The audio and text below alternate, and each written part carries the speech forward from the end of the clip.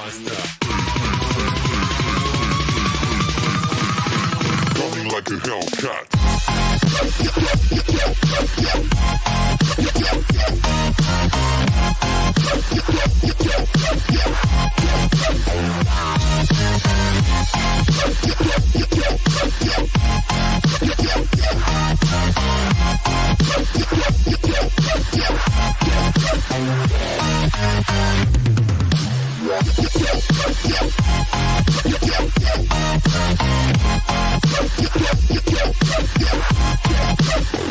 Like a Hellcat.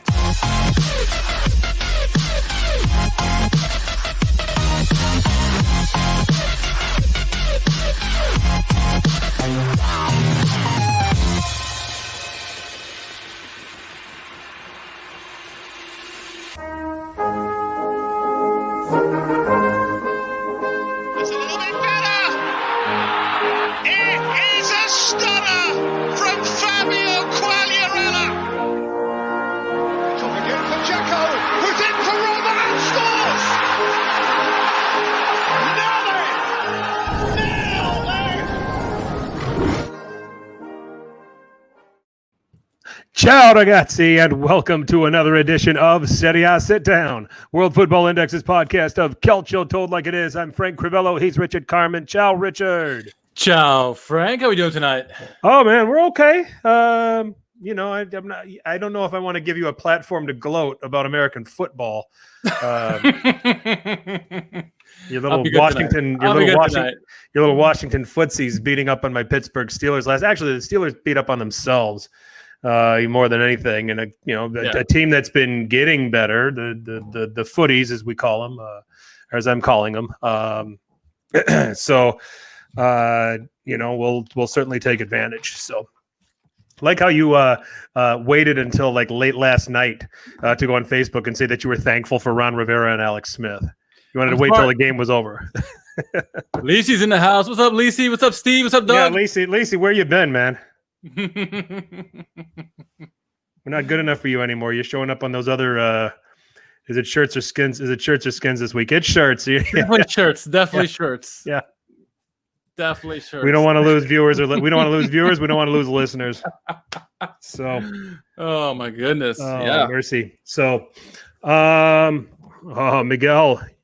Everybody's joining in tonight, Richard. Yeah, I don't know about you, but I'm excited. I think everyone's excited to talk about Parma Benevento for sure. That 0-0 game was just, whew, my goodness. Is that it, or how about Udinese Atalanta? Yeah, there you go. That's it. The one that didn't happen. Oh, yeah. Well, what can you say? So, all right. Well, we've got a few things to cover. We'll go over today's Champions League games. We'll preview tomorrow's Champions League game. One Europa League game that's important. To all of us in Serie A. We will also break down everything that did go down on match day 10 in Serie A over the weekend. And then, of course, as always, we'll finish up with the world's most favorite hashtag game show, Who Won Calcio Twitter. I mean, this is just going on. It continues to just get massive acclaim, doesn't it? You get teams, announcers, you got even leagues joining in now. It's a whole we have an announcer among the nominees, a pundit, if you will. So that'll be interesting. We've had teams nominated. Before long, we'll have celebrities nominated. There you go. Well, we're not celebrities yet. No, I guess not. No. Even I won't call myself a celebrity. So. No, far from it. Yep, far from it. So let's start with the big news of today. First of all, let's start that did not impact, by any means Serie A fans. But I just want to first of all give a shout out and show my applause and my appreciation for the players and coaches from Paris Saint-Germain and Istanbul Basaksehir. I think they handled that ugly situation today the best way possible. Walk off, refuse to play the match with the officiating crew in place. UEFA got the message loud and clear. They're going to resume the game tomorrow with a new officiating crew. I don't know any more than that. I don't know if they rescinded the red card against the assistant coach. If UEFA has any common sense, they'll do that. Serie A, are you taking notes on how to handle this stuff? Probably not. So, or would they? Nope. Why would they? So so I want to, offer my congratulations. It was an ugly incident. I was actually watching the Golazo show when they brought it to our attention. What they will put on the CBS Sports Network when they got all 6 games going on at the same time. I had that on the computer. I had the Barcelona Juve game on the big screen. So it was and you just did put your attention on it all of a sudden, and Demba Ba, among others, well played, handled it perfectly, and I salute everybody for making a very sensible decision. So, as far as that's concerned. So, but now as far as the Serie A teams that were involved, the big story at the Camp Nou, Juventus with a comprehensive performance at Barcelona. I mean, a perfectly carried out game plan from minute 1 to minute 90, Richard, in a 3-0 win over Barcelona. Penaldo on the score sheet twice, a brilliant Weston McKennie goal that the Milan guys seem to want to just call a tap in. It was a little tougher than that. It's very acrobatic. Yes. But let me just start with the guy, the GOAT that I think stole the show, 42-year-old Gianluigi Buffon. I mean, yeah. It's up there in the candidates for game of his life. Because he had to have it to give Juve even a chance, and as a result, I mean, let's talk about Gianluigi Buffon first and foremost. Turning back the years, a vintage performance in a game that everybody talked about, Messi and Ronaldo. There was another GOAT on the pitch, and that GOAT outplayed the other two. Yeah, absolutely, and he made some big saves. Obviously, Juventus had a point to prove in this one. They wanted to go out and they wanted to win the game, right? And they shows what kind of confidence they have in Buffon to put him in the net for a big game like that. If they weren't interested in going for the first place spot, they wouldn't have started everyone they did. Ronaldo, you name it. All their big guys started in that game. So they put Buffon in there to put a lot of trust in him. There, obviously, he's been getting a lot of the experience in the Champions League and stuff, but he came a big game. Made the big saves on Messi and company, and laid a big goose egg against Barcelona. So fantastic job by Buffon, the GOAT. The true GOAT in that game for sure. So well done by him. Many are saying man of the match performance by him. So man of the match for me, no doubt about it. I mean, the formula for beating Barcelona, especially beating them at the Camp Nou, if you're not Bayern Munich, is let them have the ball. They're going to generate a lot of scoring chances because that's what Barcelona do, regardless who wears those shirts. Yep. But try to make what they're doing as predictable as possible. Steve saying Messi doesn't want to be there and Barca is in trouble. Yeah, but this is the worst Barcelona team I've seen in 15 years. Yeah, I agree. And that's an understatement. But give yourself a chance to know where the chances are going to come from so that you can be in a position to defend them or save them. That's what they did. And then when you go the other way, when you get the chances that you have, take advantage and make the most of them. They got a couple of penalties there, which helped. And then, of course, the goal from McKennie there from Juan Cuadrado. This is exactly when you play a team of the mystique of Barcelona and with a player like Lionel Messi in that team, that's the game plan you have to try to play when you're at the Camp Nou, and Juve carried it out perfectly. How about Juventus finally get some calls in Champions League, huh? They never get calls in Champions League. So no, yeah. They definitely earned them, and I thought the combination between Cuadrado and McKennie, it's starting to show something. We saw something over the weekend. It led to a goal. It led to a goal again this time. It was the tactics for Pirlo finally worked, right? What we saw is some quick passes, some decisive movement by Juventus. And what I noticed is that they like to go to the wings and have McKennie cut in as a center attacking forward and having either Morata or Ronaldo go back post. And it seemed to work because they kept trying to look for McKennie. And if he didn't get it, Morata was there or Dybala, whomever. The strategy worked perfectly against Barcelona. Like you said, they kind of play like a counterattacking game. They have the pace to be able to do that kind of stuff. Morata was definitely feasting off of that. Well done by Juventus for sure. It's a masterclass against Juventus. They could have scored more goals. But yeah, all the way around, you got to give plaudits to from Pirlo all the way to all the players. It was a well done performance. And it's a 3-0 win, so they beat Barcelona on the head-to-head because Barcelona beat them 2-0 in Turin. Yep. Which gives Juventus the group win, which means they avoid getting drawn to play Bayern Munich. They avoid getting drawn to play whoever comes out of Group B, whether it is Mönchengladbach or the winner of Group B. Let's make that clear. If Inter beats, we'll get into Inter's chances here. Manchester City, Liverpool, Chelsea, and Borussia Dortmund and RB Leipzig. They get rid of all of those guys. Or those guys are out of the question as far as who they may have to see them later in the tournament, but they don't have to see them in the round of 16. So that's what that win does for Juventus. And clearly they were going for it. You knew it. You knew it, and how Pirlo was preparing this team. In the weeks ahead, they said it was all about going to Barcelona, winning by 3. Or scoring at least 3 goals and winning by at least 2, that would have done the trick too. So, yeah, Lisi, he has a good point. He says, Juventus play much better with Morata and McKennie in the lineup. We've seen that they both. We've learned from our mistakes about Morata. He's proven us wrong that he is a right fit for this team. And McKennie's also we've seen from the beginning he's been a perfect fit. So both of them on the pitch is proven really well for Juventus. And so yeah, they're in a great position right now. And yeah, I mean, it's clicking all at the moment, and like you said, they're avoiding some of the big draws, which is key for them. It's going to be good for them to have a chance to go deep in the playoff and in the knockout stages. Obviously, anything can happen, but it's much easier when you don't have to play Bayern and some of those teams that you mentioned, because those teams are very, very good, and Bayern's a reigning champion, and they're still annihilating teams left and right. Yep. The other match that took place in the earlier. Slate, if you will. It was just 2 games. It was trying to decide trying to decide their group. Lazio at home against Club Brugge, where a draw or better would do. They ended up drawing Bruges by a final of 2-2. I watched this game, and I thought Lazio came out, played with a lot of confidence.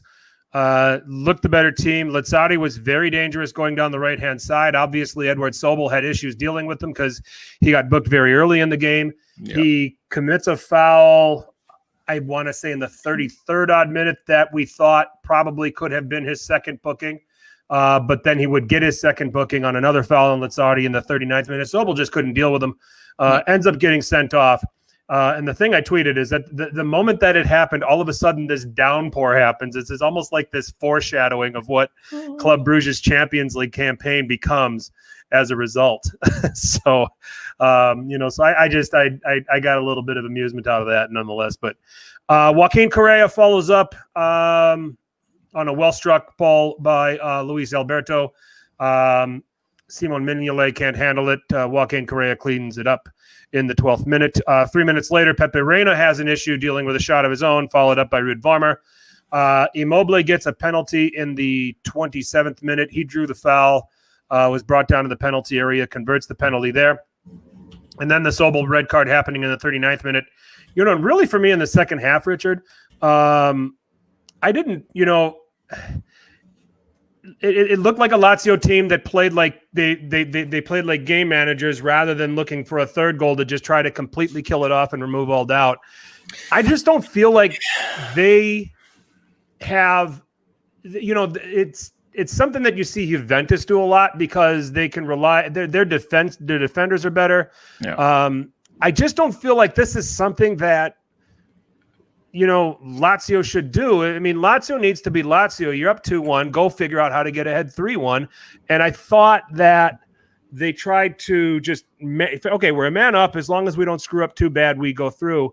And even against a team like Club Brugge, who was a very good team, proved themselves really well throughout this group stage. Very, very dangerous to do. Yeah, it's that killer instinct we always talk about, right? And the good teams have it. They smell blood and they go for it and put a team out of their misery. Lazio didn't do that. They just like you said, they're playing scared. They didn't want to make a mistake, and I think that's where you gave opposition a chance to come in and possibly win the game, as we can get to. But I mean, you got a man up. You're winning the game. go try to go at their throats, try to end the game, put them out their misery, and make it an easy ride for the rest of the game. They didn't do that. They give the team, especially when they're down to 10 men, confidence. They'll start coming back into the game and start taking over the game. That's the last thing you want when you're trying to move on into the next round. Yeah, if that's Bayern Munich, they're scoring 3 or 4 more goals. Yeah. If that's even Atalanta, who I know have been struggling in recent weeks, Napoli Atalanta are gonna bury you if you do that. And same with Napoli, and I would even dare say Inter. So I don't think Lazio is a team that has it. I think they need to be ruthless. I think they need to keep it. They needed to keep attacking. They nearly let this get out of hand. And then in the 76th minute, Hans Vanaken scoring. One of the players that Bruges has depended on here in this competition, assisted by Vormer. Vormer had himself a nice game here, going the other way, especially, and he's a very good player. I mean, there's some players in here in this Bruges team, Vormer and De Ketelaere I'm very impressed with in particular. And someone, Noah Long was a victim of the red card. Those are guys that have a chance to find work somewhere else, for more money. But and then it was a De Ketelaere chance that hits the crossbar in stoppage time. So close. Yeah, and Michael's making the point that I'm just making. Game management's not Lazio's game. Better off to just keep getting after it and scoring more goals. That's what they should be set up to do. Absolutely. So, but yeah, I mean, Lazio were centimeters away from getting knocked out of this Champions League and ending up in the Europa League, and it was over a tactical approach that just doesn't fit them. No, it doesn't. And, it's very un-Simone Inzaghi like, especially this season. He's done such a brilliant job. Our buddy Uncle Sharma's in the house, and he says, what's the Inzaghi's ceiling? Does he has a Juve job lined up in the future? It's possible. I mean, not with the way he played tonight, but, he's a brilliant manager. What he's done this season for Lazio, like we mentioned over and over on all the podcasts, is that it's one of the best you've seen on Europe. Just what he's had to deal with, what Lazio's had to deal with. But this is very anti-Simone Inzaghi, what he did today. A man up, you should be putting your foot on their throat and try to end this game instead of trying to be a game manager, because that does not suit Lazio, whatever. They don't have the players to be a game manager. They're not Allegri's Juventus, they can't do that. So he needs to figure out a way in these kind of games to put the foot down, go smell. If you smell blood, go for it, put the other team out of the misery. And I think if he can figure that out, he's going to become everybody's going to be a hot commodity. Everybody's going to want him. I don't know if he's going to go to Juventus necessarily. He seems to have Lazio in his blood. If he goes anywhere, it's probably going to be out of the country, but who knows? You never know.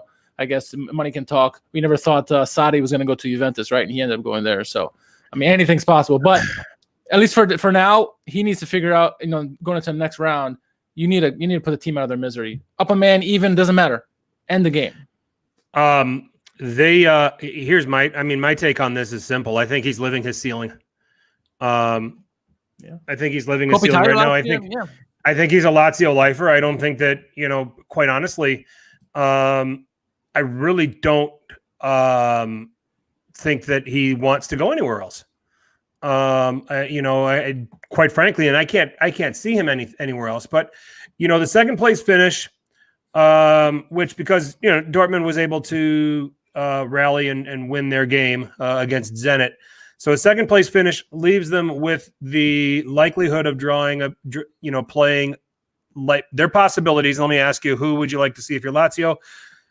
Leipzig, Chelsea, Liverpool, Manchester City, whoever wins Group B, and then Bayern Munich. Shit. Not good. Not good. No. This could be done after the round of 16 for Lazio at this point. Yeah. I mean, Group B, I could see it if it's Mönchengladbach. I'd give them half a chance. Yep. Just because I think Mönchengladbach can be so poor defensively. Yeah. But if I think Real Madrid will beat them tomorrow. If they're serious about it, they'll and win the group. Are they good enough is the question. Yeah. Right? So let's just, if that's for so those are the possible opponents. So let's just say for the sake of argument, Real Madrid beats Mönchengladbach. Okay. And Inter beat Shakhtar Donetsk. Then it's Real Madrid winning the group with Inter finishing second. So then, Lazio would possibly have to see Real Madrid as another opponent. So out of all the teams, I might want to face Real Madrid as opposed to all the teams you mentioned, Leipzig and Chelsea and some of those other teams. I would probably want to go after Real Madrid just because they're so inconsistent. Right. They obviously have the talent, but yeah, it's tough. Like Miguel says, yeah, it's tough for Lazio, finishing second. Why it's even more important why Juventus finish first. They avoid some of these big draws, So. Yep. I mean, and I don't know if they had the chops to go any deeper into the Champions League anyway. But if they could have figured out how to win at Signal Iduna, a team when they didn't have Erling Haaland at their disposal, we're talking about a different ballgame. We're talking about them as a group winner. But you got to, you've got to seize those opportunities. And Lazio just, they've been opportunistic, throughout most of this campaign and throughout, Serie A in terms of how they've been getting their points, so it's going to take something for them to get beyond the round of 16, considering the possible teams that they could get drawn against. It's not looking particularly good for them. So no, it's not. All right. Moving on to tomorrow's matches. Like I said, Group B is wide open. Inter is a part of it. They host Shakhtar Donetsk. If they win, they have to win, first of all, because right now they're bottom of the group. If they win, they'll pull ahead of Shakhtar Donetsk. Then they would have to have a winner between Real Madrid and Mönchengladbach. Okay? Because if Inter win, they'll be on 8 points. Shakhtar will be on 7. All right, is everybody following me? Get out your calculators. Hold on. Get your abacus. And if Real Madrid draw Mönchengladbach, that means Real Madrid and Inter will be level on 8 points, and Real Madrid has them beat head to head. Yeah. So Inter has to have a winner between Real Madrid and Mönchengladbach. All right, and then best case scenario is that, and that's what they're going to need. I think Inter should go on and beat Shakhtar Donetsk. I think it's going to be dramatic. They're going to be dramatic in the process of doing so. But will there be a winner between Mönchengladbach and Real Madrid, or is this going to be 1982 West Germany, Austria? It might be that. It might be 82. I don't see Gladbach losing that game, honestly. But Real Madrid can't risk that, because if Shakhtar beat Real Madrid, if Shakhtar draw, if Shakhtar and Inter end in a draw, then Real Madrid have to win. Yeah, exactly. So. I don't see Gladbach losing. I don't. I think they've been the most consistent of the group. And I see a draw at minimum with them. Unfortunately, I just think it's too little, too late for Inter. And if you should go check out Uncle Sharma's live stream tomorrow. It's going to be interesting. It always is when you're watching Inter and watching Uncle Sharma. He's going to be sweating bullets for sure. Maybe in the ambulance, but yeah, it's going to be tough. I hate to say it, Bud, but I don't think Inter are going to be the ones moving out, because they've dug themselves too much of a hole. They're too inconsistent. But if they beat Shakhtar, and if you say Mönchengladbach's going to beat Real Madrid, Inter will go through. They'll finish second. Well, they got to win, right? First steps first is the win. Yep. They got to beat Shakhtar. Shakhtar, who's beaten Real Madrid twice already in this group, so they're a good team. Can't take them lightly. And I think they'll win. It's just a matter of what's going to happen in that other game, because we're talking about an Inter that destroyed Shakhtar in the Europa League semifinals, and in the game in Donetsk, Inter did everything in that game but score. Yeah. I think that Conte has a formula for dealing with this Shakhtar team. So I'm expecting Inter to win. I actually think it's going to be Pazzo Inter. Something crazy is going to happen. They're probably going to fall behind, and then they're going to come from behind and win. It's going to be something silly like that. Never easy. It's never easy with them. No, it's never easy. And Uncle Sharma is going to, I might have to tune into that. Ambulance Uncle Sharma. Yep. Aneurysms. Aneurysms galore. We could have about 8 aneurysms in the space of an hour and a half. Oh my. So anyway, and then also we have Atalanta traveling to Ajax, final match day there.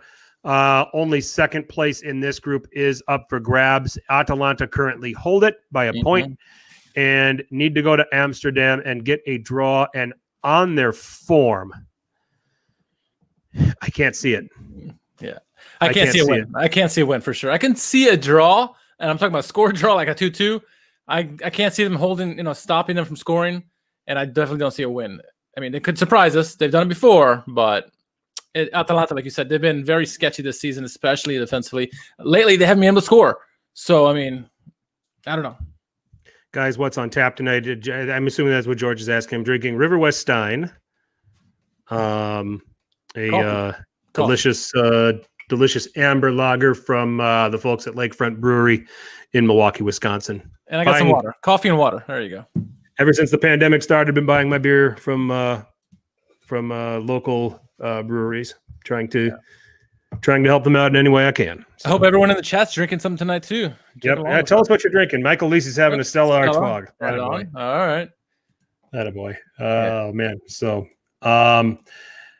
here's the thing that Atalanta does have going for them. At Midtjylland, win. At Liverpool, win. So they've won away. They can, I think, they can get something away. If I'm looking at the rest of their, away form, they drew 0-0 at Spezia. They won at Crotone. Let me see what else I can find for away. This is not the same Ajax that we've seen in years past. This is not a good. This is a decent Ajax. I'm not saying they're not good. This is decent Ajax, but they're not the scary one that we've seen make those deep runs in the Champions League in the past. They're beatable at home. They're beatable on the road. It's just a matter of will Atalanta show up? Which Atalanta is going to start? We're going to see the one that lost 5-0 to Liverpool, or the one that beat them 2-0. We don't know. Yep. It's game time decision. I mean, Ajax is coming off of a 2-1 loss to FC Twente over the weekend. Atalanta didn't play. Other than that, Ajax has been shredding everybody in the Eredivisie over the last several weeks. So, including, back in October, that ridiculous 13-0 win they had over Venlo. So, let's see. We've got Grappa di Poli. Yep. Elysian Space Dust. Doug, enlighten me. What is that? Spaten Doppelbach. All right. Yeah, absolutely. Breaking up the German stuff. Good stuff. Guys, good choices, chat. Absolutely. Good choices. Absolutely. I'm going to have to get an alcoholic drink now. Everyone's got an alcohol except for me. Yep. I'll work on that. I got a bar behind me, so. It comes down to can Atalanta, if they play a counter-attacking game, I like their chances because they're going to be so deadly going forward. If they try to monopolize possession in this game, I think that'll hurt them because I think defensively they're not sorted out. And Ajax have quality going forward and they can be very dangerous. A guy like a Lassina Traore, if he gets the chance to start, and I don't know what his injury status is or health or any of this other stuff, I'm just naming names. Dusan Tadic is a very good, technician of the ball, very good on set pieces. Yep. And they've got different guys that can score. Different guys that can bomb forward and score. The midfield are all capable of scoring goals. You have Tagliafico and Mazraoui can come forward and be a nuisance, although, the presence of the Atalanta wingbacks could nullify them a little bit. So now that I've talked about this a little bit, I'll take the cowards route out and say this will be a draw. Yeah, I expect a draw. I scored draw 2-2 or something.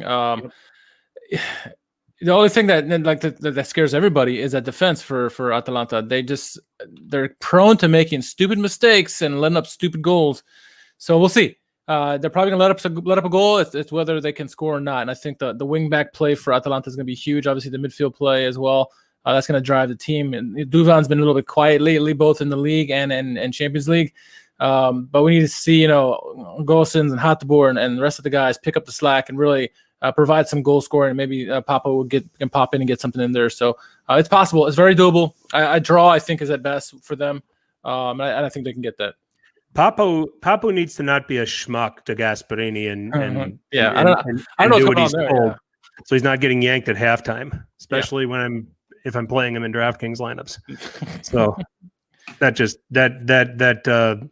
I profited that day, but my upside was limited thanks to that. So and then so George is going 3-2 for Atalanta. Michael likes 2-2. So we're all kind of making the consensus that Atalanta will qualify. So you think Borussia Mönchengladbach will beat Real Madrid?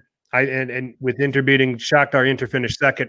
I think Real Madrid will beat Mönchengladbach with Inter beating Shakhtar. So we think that we will go 4-for-4 in getting the Serie A teams through to the round of 16 in the Champions League. So that would be good stuff if it happened. So yeah, absolutely.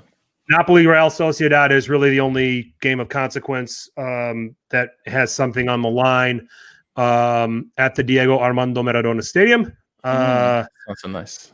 Yes, Napoli is my first time I got to say that. So pretty happy that I got to do that. But Napoli top the group on 10 points, and a draw will do. If they lose, they risk going out with Adset Alkmaar traveling to Rijeka but a game that they probably should win.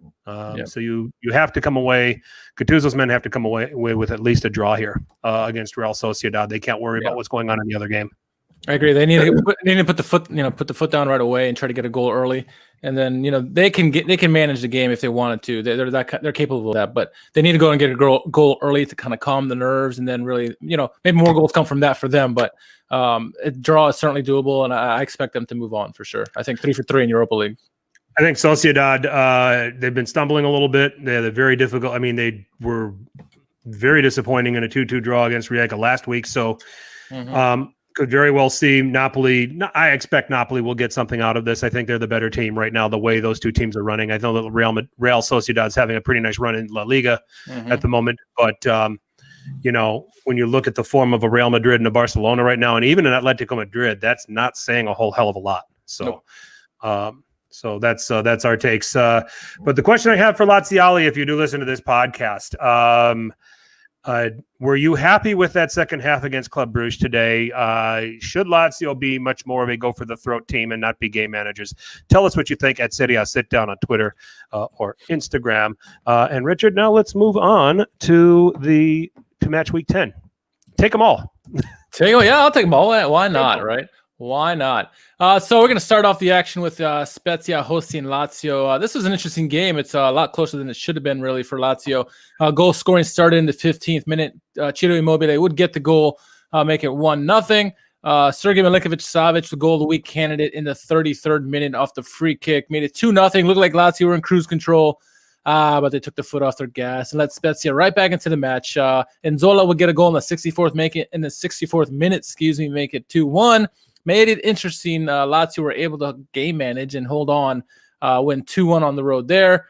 Derby della Mola, the big game of the weekend. Juventus hosting Torino. This was an interesting game from the get-go. Goal scoring started in the 9th minute. Nicolas Nkulo get a goal off a corner kick, made it 1-0. Love to see a derby start off with a goal that early in the game. Really gets the juices going.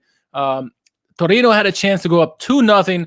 Belotti plays in Simone Zaza on a beautiful breakaway. All he had to do was put in the back of the net, and he hits Szczesny. Szczesny with a great save.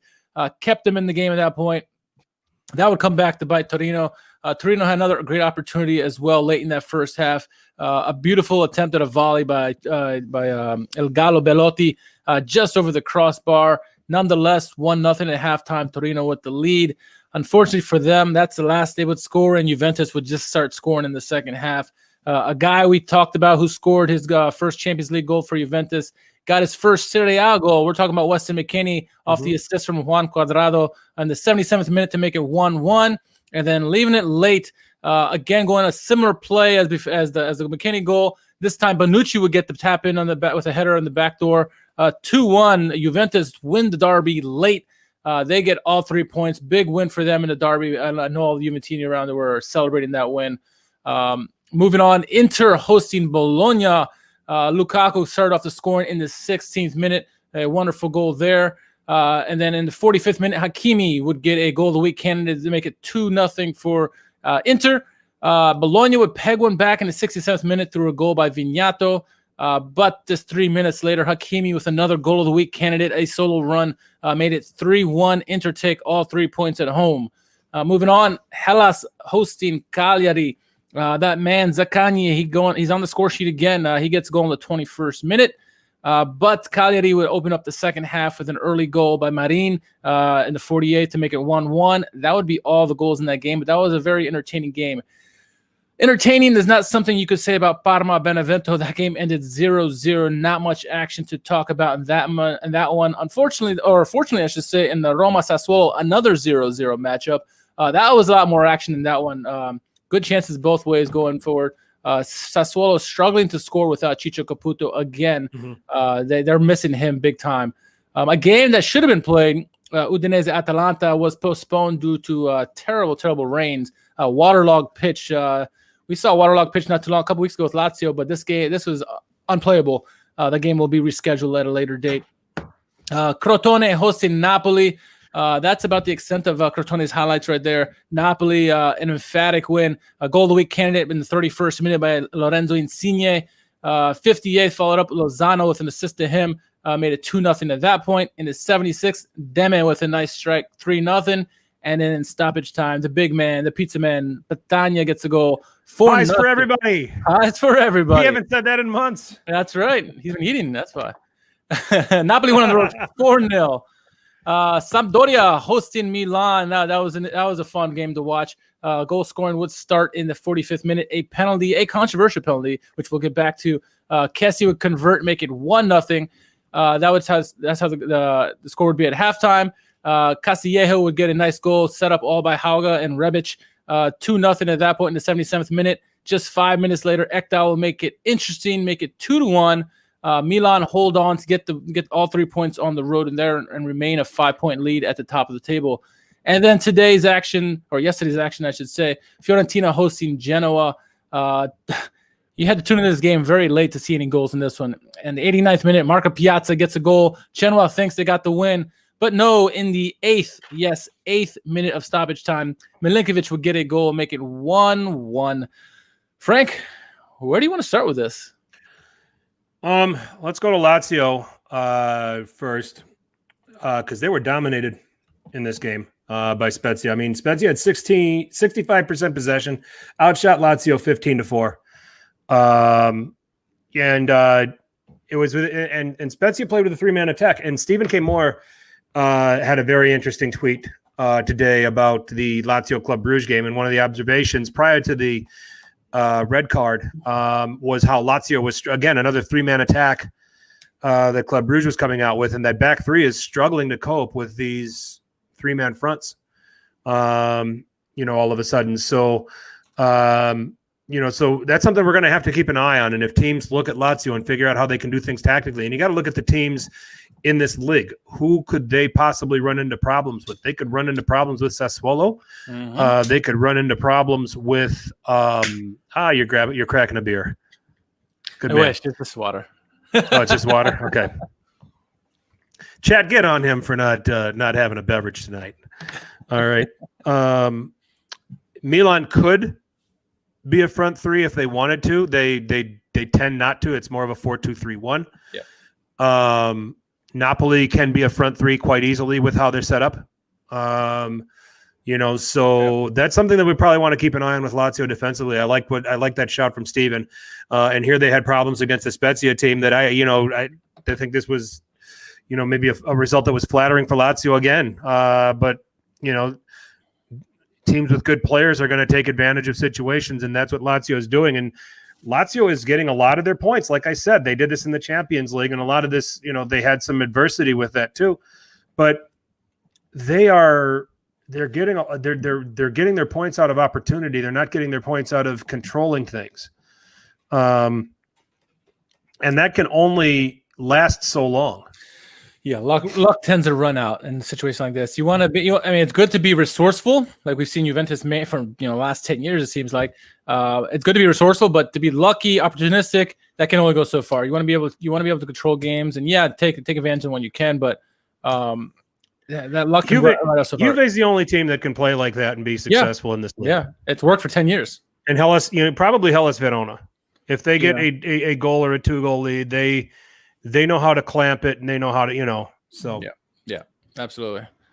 So they need to figure stuff out, Lazio do, because, they can't do that stuff. I'm sorry. It's not fun to watch for us, and I'm sure Lazio hate to watch it too, because there's clenching their fist throughout the last minutes of the game, hoping that they can hold on for dear life.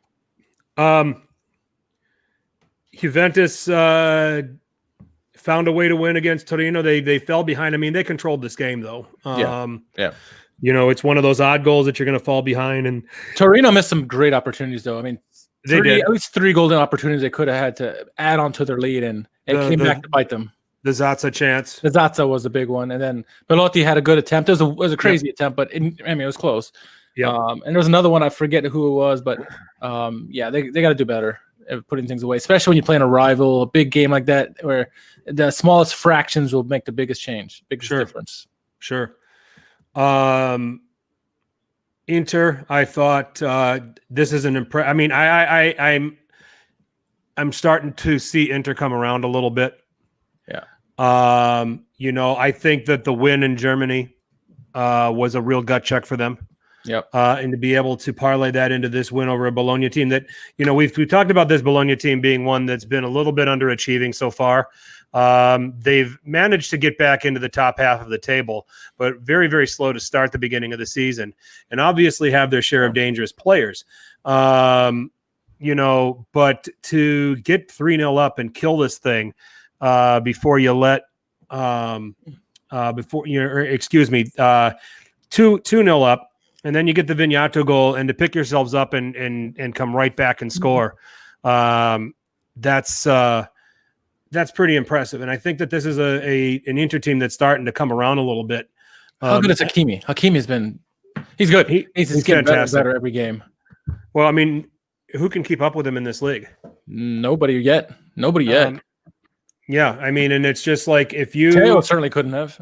Yeah, left backs and left wing backs, and for that matter, are in for a long night when Hakimi's lining up on the other side. Nobody else has figured this out. No. Brozovic was very good in this game. They are deputizing left wing backs. They're plugging in Perisic there, which isn't the greatest position for him, but he's pulling it off. He's making it look good.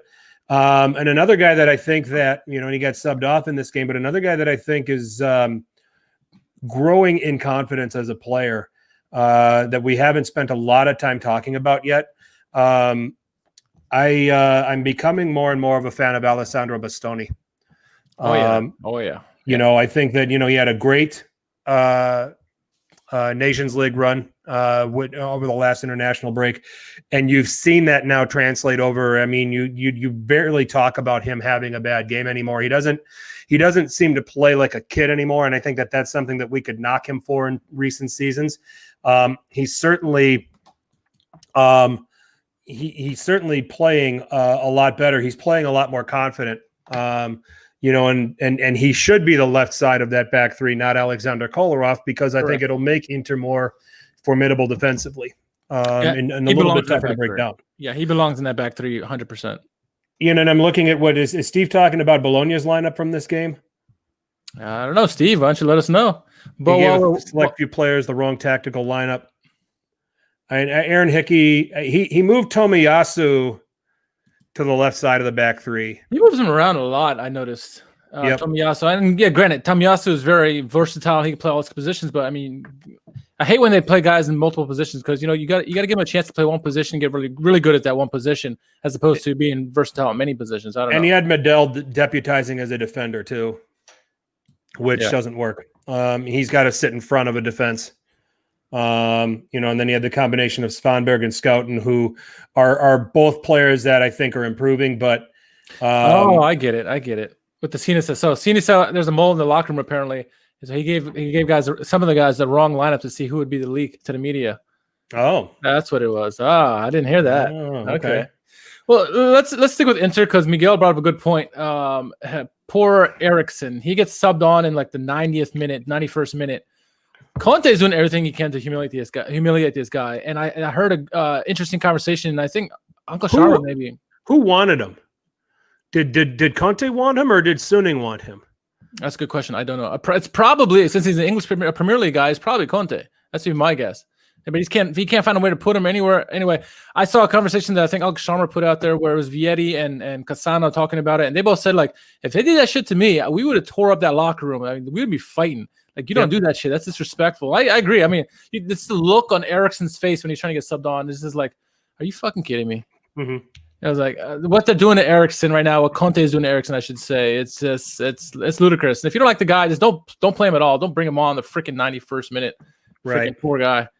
And imagine this is the guy we wanted here in Milan for years ago when he was still young, not anymore. Yeah, it's pretty ugly. With that situation, and I think he's gone in January. I can't see him. Yeah, I can't see him staying. No. Bobby Gaggs is getting run over Christian Eriksen, and if Bobby Gaggs is getting run over, we're using that. Our friend Forza Inter Haiti with that one. And if Bobby Gaggs is getting run over Christian Eriksen's time is up. I mean, and it was over before it started. Yeah. So, would you? Let me ask you this. As a Milan supporter, and then we got Stevie in here. and we got Miguel in here.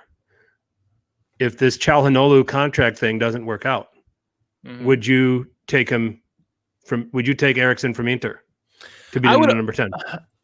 Not to be the number 10. I would have him on the team just because he might be trying to spite Inter and find some way to get back at them and play like brilliantly. Maybe he ends up being the starting lineup, but I would rather have Hauga or some of the younger guys step up, maybe Ibrahim, to get more opportunity to play that 10 role, or maybe, Rebic plays a 10 role and Hauga plays out left or something.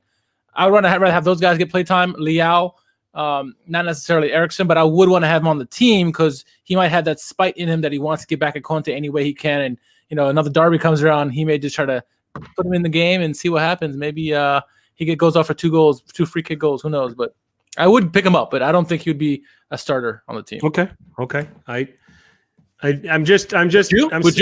I'm spitballing, and yes, because he's good. He's talented. Yeah. He's not what Antonio Conte learned the hard way, whether he wanted him or not, is he is not an Antonio Conte guy.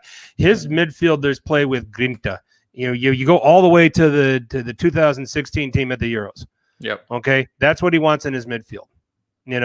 He doesn't want a guy. He's not going to have a system where somebody gets to play higher than the other two and doesn't have to, withdraw and have to do all of the dirty work.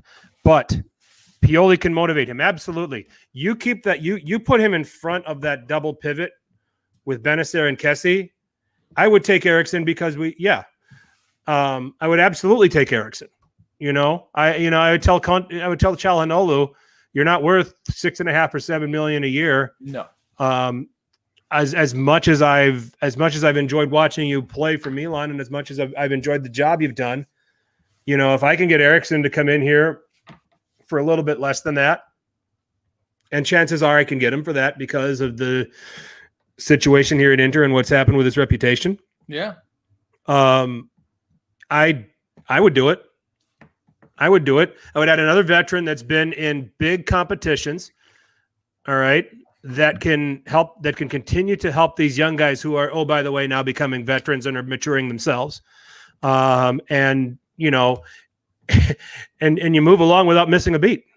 So, Eriksen didn't suck all of a sudden. He just doesn't fit what Antonio Conte wants in his midfield. It's, it's simple as that. Yep. So, Sassuolo missed Chicho. You mentioned that.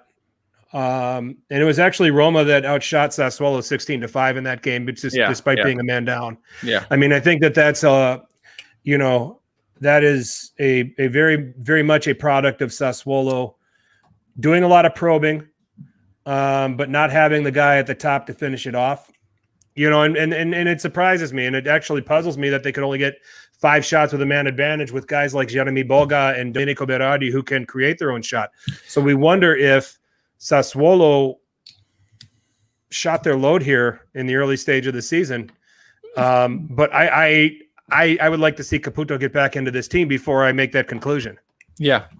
It's hard to say. It's also, you got to think about Roma's midfield is very good. They're good at keeping possession of the ball, whether they have Pedro or not. With his red card, they're very good. They're a lot of people aren't talking about their midfield as they should be. It's a very good midfield. A lot of good ball players on that midfield who know how to distribute the ball well, and so they know how to keep the ball and play keep away. And when you have the ball, you can get more shots, and the opposition is not going to get as many. So I think part of that was that. But yeah, even against Inter, Sassuolo struggled in that one, and not having Caputo there, he takes away 2 defenders at times. That's how good he is, and it frees up his other teammates to hold the ball and find other people. So not having a striker, one of your big men, does hurt. And let's see when he comes back. If the team finds their form again, if not, then maybe they shot their load. Maybe it's like a Cagliari situation with last year. Sorry, George, if you're listening, but. We hope not, because they're so fun to watch. Zerbi looked like he was doing such a brilliant job to start the season, and I hate to see that team or any team fade as they are. And George, I wouldn't be too disappointed over the draw here at Verona. Verona's become a very good team. This is a game that had 31 shots, and then looked like the goalkeepers overall weren't horribly trouble or inconvenience, but Canio had to make a couple of big saves to keep Cagliari in it, but I mean, I think that's a solid point, for Cagliari, in terms of trying to make their push to being a top half team. I don't think Europe's in their future, but, right. 8th through 10th in that range should be something that's reasonable for them as they build a project there under Eusebio Di Francesco. So, I mean, Hellas is one of the best defensive teams in the league. You got to remember that. So you get a goal from them. You got a good result. That's a good score. I mean, Hellas is going to be challenging people for Europe this year. They're the best defensive team in the league right now, along with Juventus. They both, through 10 games, have only conceded 8. Milan is next after that with 9. And then Napoli on 10. My wife decided to pass the Dyson now. What WTF? Uh-oh. Honey-do list. Get to it, Stevie. Happy wife, happy life. Here's the thing about the Napoli-Crotone game. This game was actually relatively balanced until the red card, which tells me that, it tells you the obvious thing. Napoli went and absolutely destroyed. They did what Lazio probably should have done today in the Champions League. Thank you. Okay. They just went nuts. They scored 3 more goals. But this game was tight until that red card changed it and really took Crotone out of the game because they were in it. The game was relatively balanced. They really weren't doing anything from an attack that was troubling Napoli's defense. But 1-0 down, you need one, no matter how you get it, to get yourself back into it. And that red card probably took away any probability for them to get something out of the game. So on the one end, I can sit there and say Napoli did what a good team should do in that situation. But I'm more impressed with what they did against Roma last week. Yeah. Than what they did here. Yeah. Dismantling a midfield and a team like Roma the way they did compared to what they did against Crotone, that performance against Roma is far better than this one. Like I said, it was fairly balanced. They only had a 1-0 lead, and they're probing and they had some opportunities. I think not having Osimhen is definitely hurting them because he was so dynamic for them. Definitely made their offense that much more difficult to handle. And I don't know how serious his injury is, but it's with having guys like Patania out there, it's very easy to track him. He's not that quick. But yeah, I thought Napoli, while it was close, I still saw a second goal coming. It was a lot more even, like you said, for sure. But they did what all good teams should do, and what Lazio should have done is when they got that advantage, you take over and destroy the team, make them lose all hope. And that's why we consider Napoli a good team. It's because they do stuff like this. That's why they are where they are in the standings because of the way they play. So. Did I hear this right? Fabio Quagliarella has never scored against Milan. That can't be. I feel like he scored when or did I imagine that at some point in my life? Did I imagine somebody saying that in some point in my life? I feel like I thought I saw somebody saying that. I think it was Zio who said it on Twitter. Maybe. I would have felt like when he was at Juventus, he would have scored against Milan. Yeah, I don't think he's that. Yeah, and that might actually be true. For as decorated his career is and all the goals that he scored that he's never scored on Milan. He didn't score here. Yeah. Ekdal did.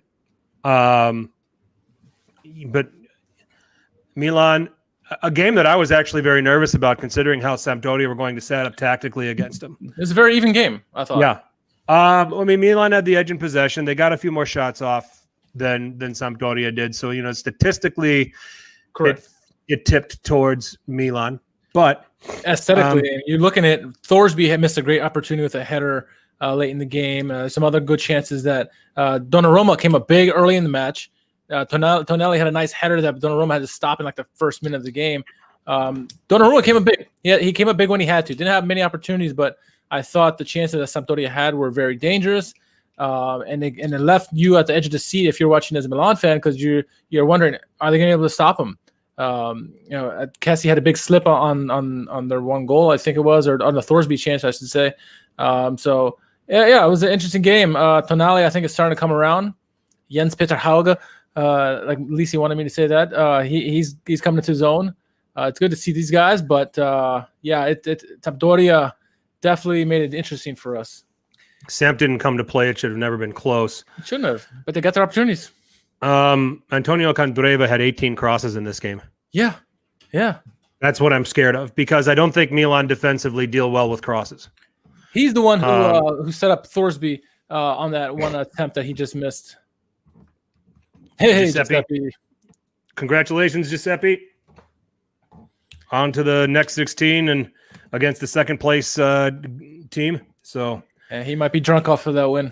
I'll actually say this. I think that Milan, and I never like seeing injuries. Milan caught a break when Gabbiadini had to leave the game, because if there was going to be a threat in these crossing situations, it was going to be him more so than Quagliarella. Yeah. So that was in the 57th minute when he had to go off. Lagumina came on, and he's not the aerial threat that Gabbiadini is. And then Kondreva should learn to keep his hands to himself. Yeah, the ear twisting incident with Tonali. Yep.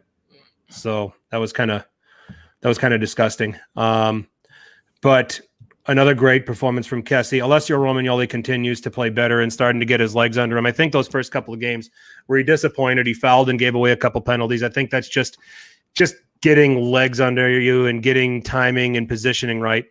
Have a good evening, Giuseppe. Ciao. Congratulations again. But Romagnoli continues to get better, and now we don't know how much longer Chiara is going to be out. Romagnoli is going to really have to step up and be a leader in the defense. Perfect timing for him to come around and start playing really, really well. The last two games for Romagnoli has been really nice for him. He's been back to almost his old self, at times even better. And with Chiara out, it's going to be important that he's going to step up. With Gabbia, who has some good moments and has some not good moments. Capitano, he played very well. And if for those Milan fans in the chat, great interview with him on Milan's website. Go check it out. It's a very good interview for the captain. But yeah, he's been doing really well. And when he scored that goal the game before, obviously going right to the cameras and making a little chat. Keep talking. He hears people talking. He hears people talking. So good for him. We need him to step up. We need him to be back to his old ways and shake off that rust. So yeah, he's been looking good. And I'd sing Calabria's. I mean, Calabria was outstanding in this game too, and I'd sing his praises even further. But my God, that pass to Rebic was just awful. That should have been 3-0, and game should have been killed off. Yeah. But be that as it may, Milan go on. They win again. They score 2 goals again. They're top of the table again. 5 points clear, and they're on a run. And right now, when I look at the form that Napoli and Juventus in particular are in, and Inter now starting to come around, they better figure out how they can stay on this run if they want to win the title. I mean, I'm still being pragmatic about their chances. I still say it's top 4 for Milan, but the situation as it is, 10 games in, they're 5 points clear, and the way they're running, why not Milan? Yeah, it's true. That's true, and they need to keep their head of steam because there are teams behind them. Look, the teams are behind them: Juventus, Napoli, Inter. They are all charging, and all these Interisti who kept saying, "Oh, Conte, this is a terrible fit. We're going to lose." Blah blah blah. You're in second place. Like, what are you complaining about? You're going to be out of Champions League possibly, but your goal this season had to be Scudetto. It's not going to be Champions League win, and I think you're right there. You're in the mix. You've been playing so poor all season long. You're very inconsistent, and you're 5 points back. What more would you want? When you get hot in Milan, if they go off on their streak, you're right there. You're right there for the taking. I'm like, stop complaining. You guys are in there. Yeah, it could be better for sure, but I mean, they're in it. Napoli's right in it. They're still chirping about their 3-0 loss to Juventus. Juventus are in it. So Milan need to keep it tight, and they need to keep winning. Keep that 5-point lead, which is a nice gap because if they do slip up, at least they'll still have a couple points in their favor. But yeah, it's nice to see that they're winning without Ibrahimovic. They're not one-dimensional anymore, as people thought at the beginning of the season. They've really grown up as a team. So this is excellent to see. Steve is asking, how come everyone is looking for a reason to have Milan at the top of the table for now? I guess I think that I'm also kind of it's a beautiful campionato when it is open, and right now we have an open campionato. Absolutely. Wide open. But I look at the form that Inter and Juve are starting to round in. I look at how Napoli are winning games, and Milan have been on an unheard of run throughout this calendar year. Ever since this, especially from the beginning of the restart. They've been the opposite of Schalke. Yeah. You balance. That's how you've got balance in your life. You know that? That's right. That's right. So at some point there's going to be a dip and there's going to be a couple of losses in there. And can they naturally can they weather that? You know, I think with Kiar, with Zlatan, even Romagnoli and some of these veterans, I think they can. We saw it everyone said when they lost 3-0 to Lille, that 3-0 to Lille, it's hard to say. They thought that this is back. Here's the beginning of a new losing streak. And no, they continue winning. They're finding ways, and that's a sign of a good team. But, you know, like I said, the dip's going to come. It's bound to happen to everybody. No one wins, stays undefeated forever. Ask UCLA.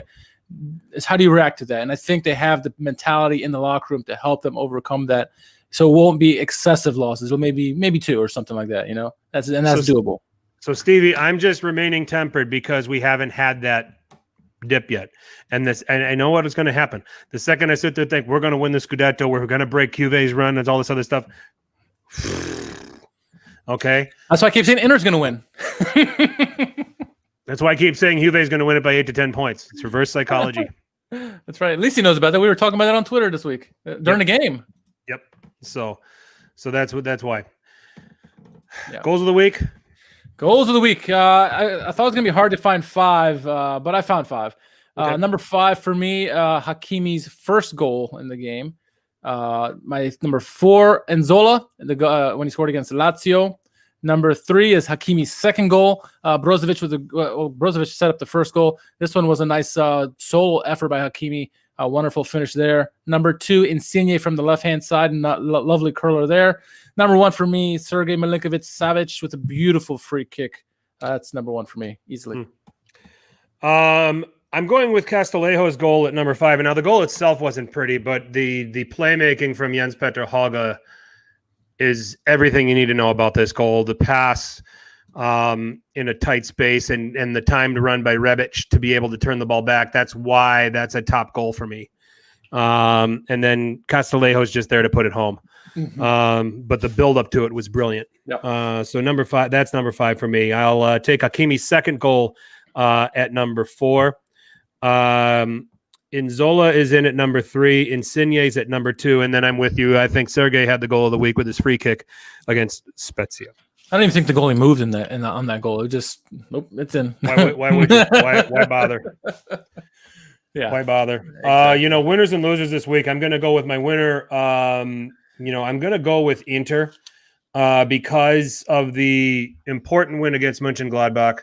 And then following that up with a win against a tough Bologna team that's been starting to get a little bit better. It looks like this team is starting to have a little bit more confidence here under Antonio Conte. That craziness is kind of getting aside, which can be worrisome for the rest of the league. So I'm going to go for Inter for my winner.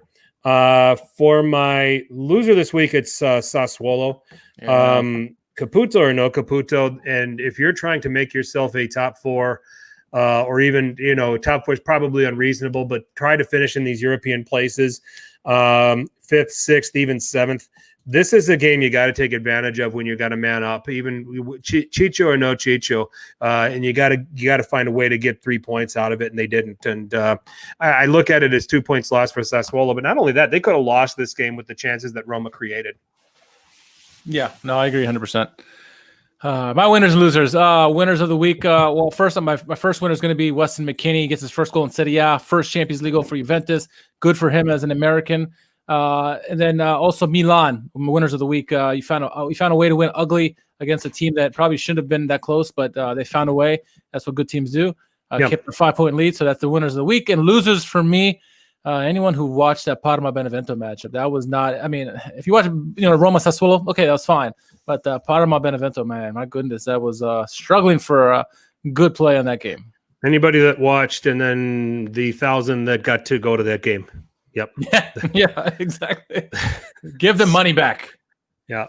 Yep. That was the lovely notes of Giuseppe Verdi was the only thing, when they walk out is the only thing that was lovely about it. They thought our podcast was starting. That's why. Yeah.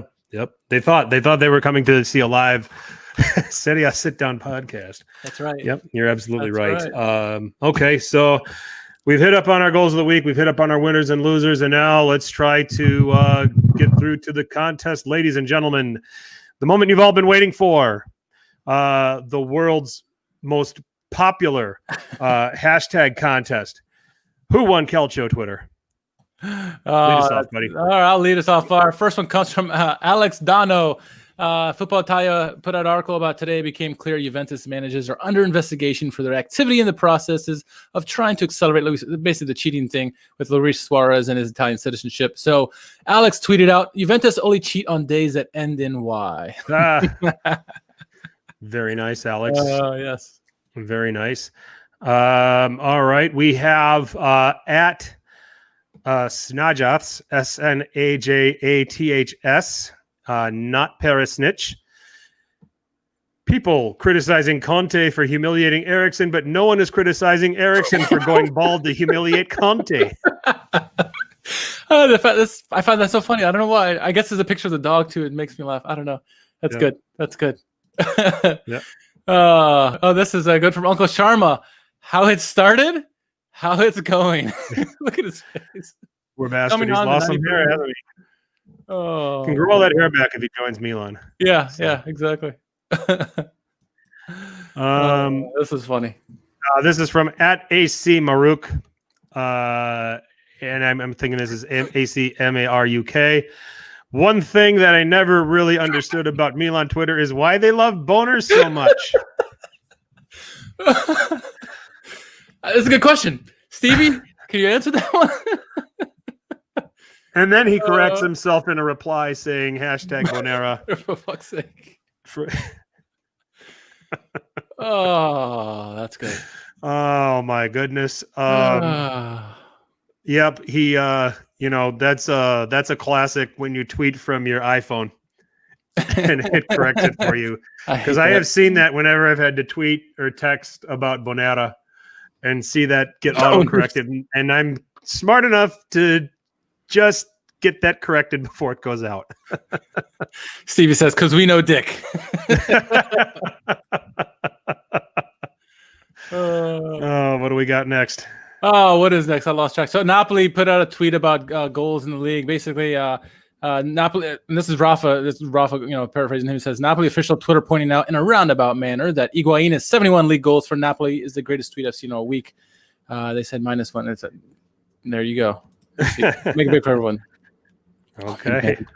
Oh, that's spite for him. All right. Here we go. Not sure how we missed this one, Sabrina, and it's gold. SerieA Sit Down, our nomination for Who Won Calcio Twitter. Sabrina Belmonte at SabriB10, past guest on the podcast. We gotta get her back on here soon. That's right. At Milan Weekly Pod, no one is talking Scudetto. At Defante 215, that's all he's been talking about. He rolled his eyes. He's like, oh, whoops.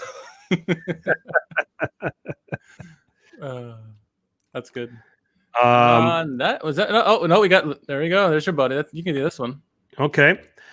Matteo Bonetti getting his first nomination for Who Won Calcio Twitter. Not that he listens to us. Leo Bonucci almost bringing South Dakota to their knees there on the goal that got called back. This is in reference to favorite footballer by state. Yeah, that came out a while back, and somehow South Dakota was Leonardo Bonucci. So yeah, I don't know any Italians in South Dakota. So this one is a double one that I'll take. Let's go with this one first. All right, so first this comes from Ivan. It's Ivan_I94. He says, Ronald Koeman getting tactically outclassed by a wine enthusiast and entrepreneur that became a football manager because he was bored and needed a hobby. And then he followed that up with, where is the other one? Oh, come on. The picture of Pirlo in the vineyard. Yeah, the picture of Pirlo. Oh, here Do it is. I really want to be a football manager? I really want to be a football manager. Kind of reminds me of The Onion. A while back when the Giants beat the Patriots in the Super Bowl for the second time.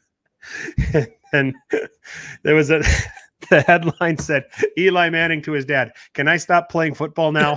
Yeah. Exactly. Oh, man. Europa League getting into the action, I guess in a roundabout way. They said, welcome Manchester United after their loss today. Yeah, I saw that one. I think that was the last one. Oh, no, wait. This is a Milan Weekly podcast just a couple minutes ago. You want to get this one? At Joe_Cappuccino, Messi today. Little fat there. Yeah, he didn't move around that much today. So no, he didn't. Didn't look like he wanted to be out there a whole lot. Yeah. So chat, what do you think, chat? Who do you got? I saw a lot of people for Uncle Sharma. I saw some for the South Dakota. I thought the boners one was funny. What do you got, Frank? What do you think? Wow, tough one this week because there's some good ones. Let's see. Mark Galliani's is up there for me. Uncle Sharma's. I actually like the not Perisnich one. If I had to pick between those. So I'm right now down to not Perisnich. Mark Galliani. Yeah, I think those are the two for me. And Bonetti are probably the three. And then also Ivan_I94. That was a funny one with the Ronald Coleman one, the first one. It's one of those four. Can't go wrong with Boner, says Doug Jackson. Not touching that. We don't judge Doug. I don't know, man. That's tough. My vote is for Sabrina clowning David Fonte. That's Michael's vote. Steve says Boner or Bonner. Lord Boner. Bonner. The South Dakota banter. I think we get it. I think it's going to. Tough one. I think we'll go with Mark Galliani. What do you think? Yeah. Why they love Boner so much? Because they love Dick. When a typo becomes this week's. Oh man. No, man,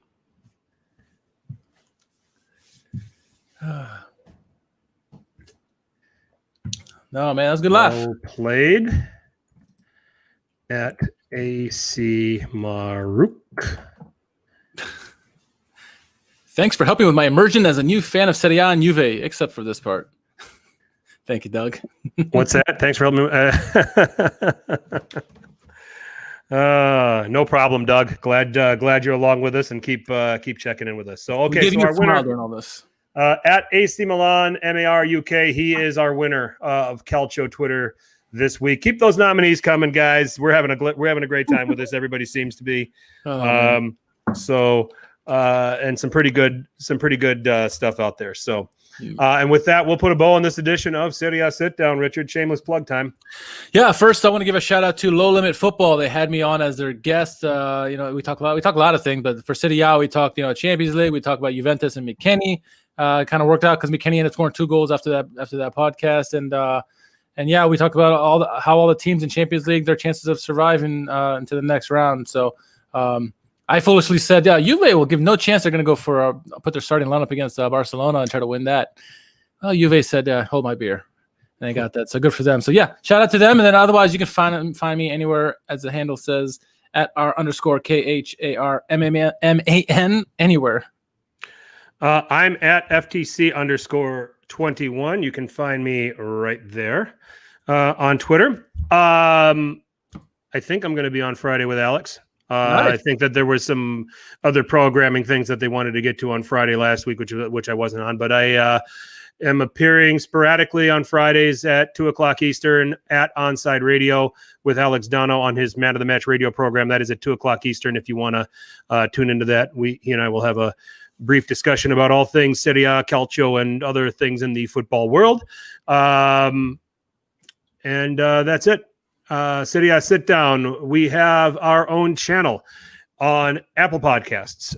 We have our own channel on SoundCloud. You can find us on Stitcher, Spotify, iHeartRadio, wherever there's podcasts. There is SerieA Sit Down.